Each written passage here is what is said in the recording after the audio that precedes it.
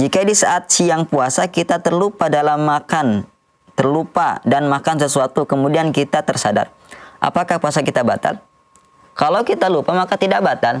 Kata Rasulullah SAW, man nasiya wa huwa sha'im fa akala aw syaraba ya falyutim saumahu fa innallaha at'amahu wa saqah. Barang siapa yang lupa ketika dia berpuasa, kemudian dia makan atau minum, padahal dia lupa ini ya, maka hendaklah dia menyempurnakan puasanya, alias tidak batal puasanya.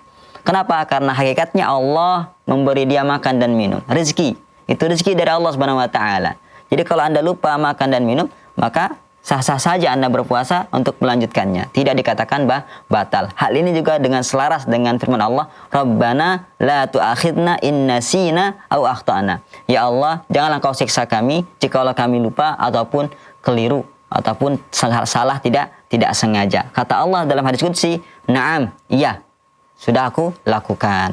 Dari sini para ulama mengambil kesimpulan jikalau kita lupa maka tidak masalah. Baik makan, minum atau yang lainnya, tidak batal. Dan kewajiban orang yang melihat orang lupa ditegur, jangan diam saja. Ya. Kan ini amar ma'ruf nahi mungkar. Seperti kita melihat orang tertidur, jangan diam saja, bangunkan. Kalau waktu sholat sudah masuk, ya jangan dibiarkan. Walaupun kita tahu rufi'al qalam an salas katanya.